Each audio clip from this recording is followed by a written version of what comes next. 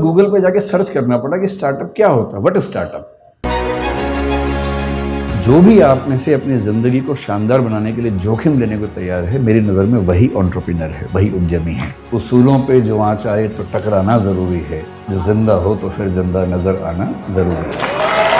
इस देश को नौकरी मांगने वालों से ज़्यादा नौकरी देने वालों की ज़रूरत है, लेकिन कोई भी उद्यम जो सिर्फ पैसा कमाता है वो समाज को फ़ायदा नहीं पहुंचाता है। विकास दिव्यकीर्ति सर के बारे में मैं आपको कुछ चंद लाइंस में इनका इंट्रोडक्शन देना चाहूंगी। He is an Indian educationist, entrepreneur and founder of Drishti IAS, an institute that provides coaching for civil service aspirants in India. मैं चाहती हूं सर कि आप हमारी ऑडियंस को एड्रेस करें with few words.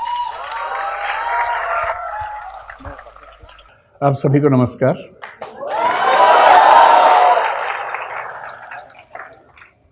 सबसे पहले मैं श्री राम कॉलेज को बहुत धन्यवाद देना चाहूँगा कि आपने मुझे इस लायक समझा कि मैं यहाँ पर आऊँ और आप सबसे बात करूँ।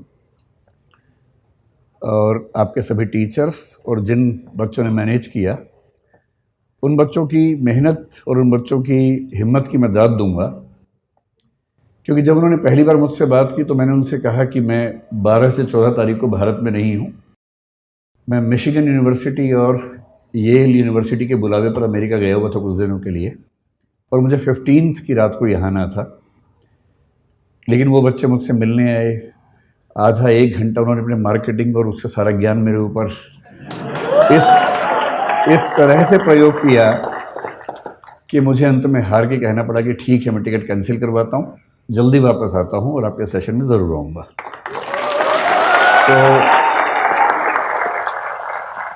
जब उन बच्चों से मेरी बात हुई कि वो मुझसे क्या सुनना चाहते हैं, तो उनका भाव था कि बस आप आ जाइए। तो मैंने कहा फिर भी आप मुझसे क्या चाहते हैं, मैं क्या बोलूं? बोले आप जो टॉपिक चाहें बोल दीजिए। तो मैंने एक टॉपिक उनको भेजा कुछ, तो फिर उन्होंने 5 भेजे, जिसका भाव ये था कि आप जो बोलना चाह रहे हैं वो तो ठीक नहीं है, इनमें से कोई देख लीजिए। वो बड़े अच्छे टॉपिक्स थे और 5 टॉपिक्स बड़े अच्छे थे, जिसमें से एक था पर्पस ड्रिवन एंटरप्रेन्योरशिप, एक था role of ethics in business, एक था role of philosophy in business, एक था stoicism, the importance of stoicism in business. ऐसे करते करते कुछ चीज़ें बताई और बताया कि क्योंकि ये बिजनेस कॉन्क्लेव है तो हम ये ज़रूर चाहेंगे कि थोड़ा सा पर्सपेक्टिव इकोनॉमिक्स पर, बिजनेस पर, इन चीज़ों पर आपका रहे। तो वो टॉपिक्स इतने प्यारे थे और एक डाइवर्सिटी इंक्लूजन पर था। और आज 14 अप्रैल का दिन डॉक्टर अंबेडकर का जन्मदिन भी है, तो डाइवर्सिटी इंक्लूजन की बात आज के दिन करना तो वैसे ही बड़ा मानीखेज है, मीनिंगफुल है। लेकिन मुझे इस बात का अंदाज़ा था कि जब हम फेस्टिवल के मूड में होते, जैसे अभी आप लोग हैं, बिजनेस कॉन्क्लेव है, सुबह से आप कई स्पीकर से सुन रहे हैं, और अभी आखिरी सेशन में ये भी होता है कि छूटे तो भागें, छुट्टी का टाइम होने वाला है। स्कूल में जैसे होता था ना कि जैसी टन टन टन बजता था, वैसे ही लोग बैग उठा के भागते थे।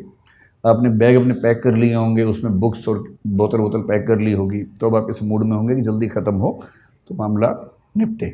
आप लोग Shri Ram college of commerce में पढ़ते हैं, तो मेरे ख्याल से आपके सामने, क्योंकि देश का सबसे अच्छा कॉलेज कॉमर्स का माना ही जाता है, और माना ही किया जाता है ही, ऐसे थोड़ा माना जाता होगा।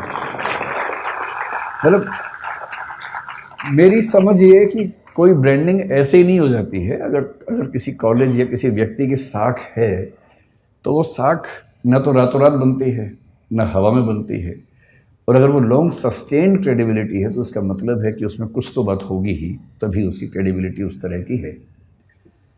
तो मैं जब देखता हूँ आजकल के बच्चों को, नई पीढ़ी को, और मैं उनके जब डायलेमास को समझने की कोशिश करता हूँ, तो मैंने पाया कि उनके सामने सबसे बड़ा डायलेमा ये होता है, स्पेशली उनके दिमाग में जो कॉमर्स या मैनेजमेंट की दुनिया से हैं, जैसे कि आप हैं, कि हम बड़े होने के बाद क्या करें। नौकरी करें में फिर बहुत सारे ऑप्शंस, प्राइवेट सेक्टर में जाएं, किसी स्टार्टअप में नौकरी कर लें, सिविल सर्विसेज में जाएं, कोई और नौकरी कर लें, एकेडमिक्स में चले जाएं। एक तो ये सवाल, और दूसरा ये सवाल कि क्या हम अपना स्टार्टअप शुरू कर दें, कुछ अपना उद्यम शुरू कर दें। और मैं देख रहा हूँ कि आजकल की पीढ़ी को एक शब्द बड़ा अच्छा मिल गया, स्टार्टअप। हमारी पीढ़ी ने भी स्टार्टअप किए। मुझे 2 साल पहले ही पता लगा कि जो मैं कर रहा हूँ कई साल से वो स्टार्टअप ही होता है, वरना मैं 2 साल वरना तो मैं 3-4 साल से बड़ा परेशान था कि पूरा देश स्टार्टअप कर रहा है और हमने कभी किया ही नहीं। तो मुझे एक बार गूगल पे जाके सर्च करना पड़ा कि स्टार्टअप क्या होता है, व्हाट इज स्टार्टअप। तो पता लगा स्टार्टअप का मतलब अपना काम करना, इतना ही होता है। तो फिर मैं समझ गया कि अच्छा। तो मैंने 1-2 पढ़े लिखे लोगों से पूछा, तो जो मैं करता हूँ क्या वो स्टार्टअप हो सकता है? बोले हाँ वो स्टार्टअप, आपको तो सक्सेसफुल स्टार्टअप है। तो मुझे बड़ी खुशी हुई कि मैंने ये काम कर लिया, वरना दुविधा रहती कि सारी दुनिया कुछ कर रही है और हमारे वर्तमान सरकार उस पर इतना जोर दे रही है और हमने किया ही नहीं वो काम। आप लोग संयोग से हमारे पूरे भारतीय इतिहास के उस दौर में हैं। मैं इस पे आता हूँ 2 मिनट के बाद, इस वाक्य को पूरा करूँगा। उससे पहले एक संकेत करता हूँ।